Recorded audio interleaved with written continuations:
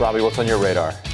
Well, more artists are joining Neil Young's boycott of Spotify in an attempt to pressure the company to silence Joe Rogan, whose podcast has dared to question the government and the public health establishment on the subject of COVID-19. The latest to quit Spotify is singer-songwriter ERASES, who noted that she was specifically leaving not just because of Rogan spreading so-called COVID misinformation, but also because of racism. She specifically cited a recent viral video that shows past Rogan clips in which he uses the N-word. Here's some of that video with the word in question bleeped out. Like, you know, the thing. Yeah. Saying the word You've already said is just like saying she's calling you a like this boy that he's a and starts calling them word. There should be a word like especially like the word that's our about he says guy and then starts saying allowed to use the word without the word see word say and he couldn't say else. Not good. But do you know who agrees that it's not good? Well, Joe Rogan. In fact, he issued the following apology. Hello, friends. I'm making this video to talk about the most regretful and shameful thing that I've ever had to talk about publicly.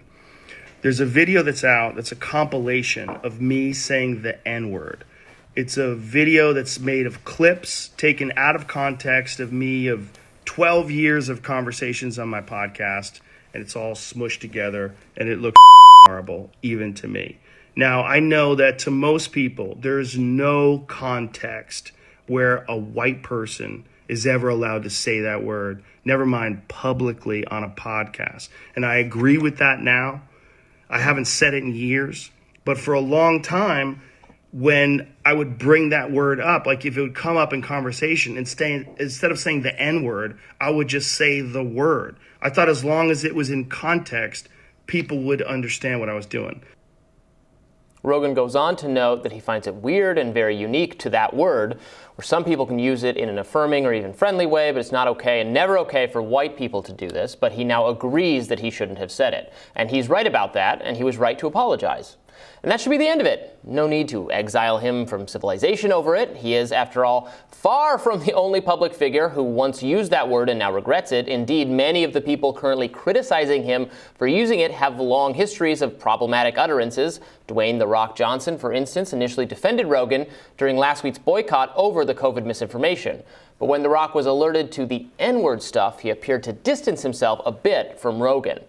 But anyone who's even a passing familiarity with The Rock's pro wrestling career would know he previously said things that would be cancelable by today's standards with respect to racism, sexism, homophobia, etc.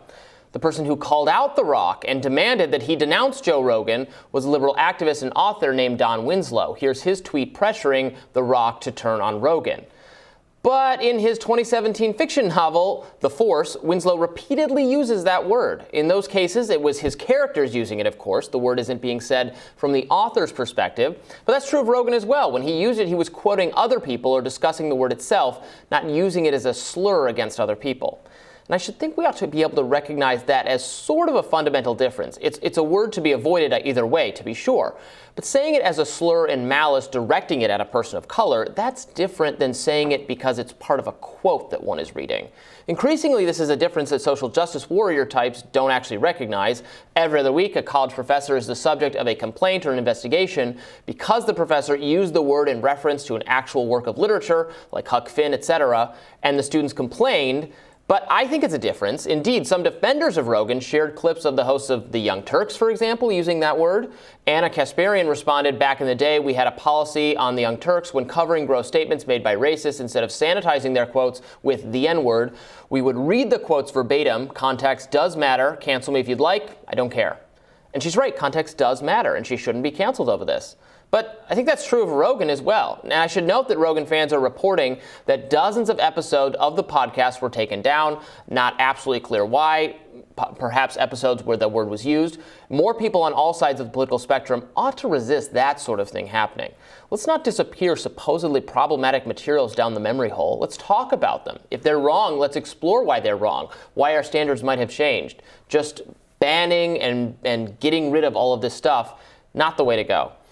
And I think, look, this is a word that should not be used. It's an ugly word. I absolutely agree. I think he was right to say what he said, but he wasn't like saying this as a slur at people. He was talking about the word. And I think that is different. Still shouldn't be used, but the standards have changed. You can find so many people still acceptable in comedy spaces, in commentary, writers, etc., who have used it. And so this was obviously a very sloppy assassination attempt to try whoever put together that compilation to try to get him in trouble for this. And I think it's. I was seeing on CNN over the weekend. Of course, they were saying, this should be the end of Rogan." I'm like, well, he's apologizing. Can't that be enough? Can that ever be enough? And in his apology, he says that he hopes that this can be a teachable moment. And his apology isn't really for you or me. It's not for us to accept or Right. reject. But what our role in this can be is to talk about that teachable moment. So he's talking to people at the end of his apology who aren't sure whether or not he's apologizing under duress or if he's really serious, that he feels like what he did either was wrong at the time or is wrong now, given the changing culture around the use of the word. And what he's saying is it's never okay for a white person to use that word. Like that is what we have arrived at. Chris Rock has a segment, has a bit on this that he did maybe 20 years ago or something. When are white people allowed to use the N-word? And people can watch that and go through it. Basically, his answer comes out, if they're accurately singing along to a song, you can't add words into the song. And what he gets at in that is that a lot of white people were using that as a loophole and then ramming through a lot of their racism through that loophole. Right. And just saying, hey, I'm just quoting other people saying it. And because so many white people did that, the loophole's now closed. There's no Chris Rock rap exception anymore. And so people should, who are confused about that should listen and take seriously what Rogan is saying. Stop. Right. He has stopped using it. He said he hasn't used it in years. It's started a long time ago. So I accept that he changed his mind about this. I think it became a greater social stigma to use that word at all for any reason in any context. And that's fine. Culture change, things change. Things can acquire more sinister meanings or less sinister connotations. In this case, I think the stigma has gotten more serious, and that's totally fine. Again, absolutely don't use the word. That's fine, but let that be the end of it. And they're really going after. I mean, we're now entering the third week of talking constantly about Joe Rogan, and I don't know if this is partly. This is media driven. This is obviously. I mean, the mainstream media is talking about it a lot because they want him taken down. It's all. You'd be forgiven for thinking it's some kind of coordinated effort to give him more attention. But I don't quite know what's going on. What do you think is going on? Well, I think part of it is what we joked about last week when we were at the top of the show. We would say that this is what did we say? It was the Ryan and Robby recapping Rogan on Rising. But the joke underneath that is that every segment you do, every article you write, every post you post that has Rogan's name in it is going to perform much better when it comes to engagement and traffic than posts that don't have Rogan's name in it. Shouldn't be surprising then that everyone from news outlets to cable channels to people on Twitter to YouTube channels are going to be doing segments then on Rogan. But it's just so funny because so many of the segments are not ours, obviously, but so many of the other segments have the thrust of them is we need to stop people from listening to this man, or from consuming this piece of content, and we're going to write about it incessantly, which is clearly backfiring. It's almost as if they're cynically exploiting it and not really serious about the position they're taking. But that couldn't be possible. I think some of them are right. Some of them are cynically exploiting it. Some are serious, but are just.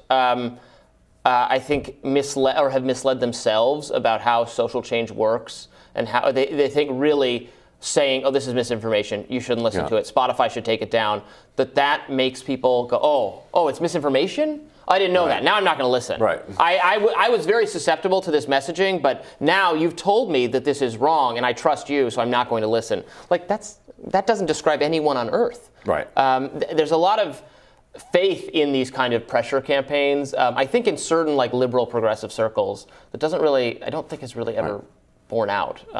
Unless you do truly succeed in getting him fired or Right, I mean, it's been the strategy for a while now, and it's not really working. Things are getting worse. But if people want to test out the theory, they should scroll down, take a look at how many people watched this video, and then compare it to how many people watched other videos today. Go back and compare it to, say, a segment we did on the famine, the Biden-driven famine in Afghanistan.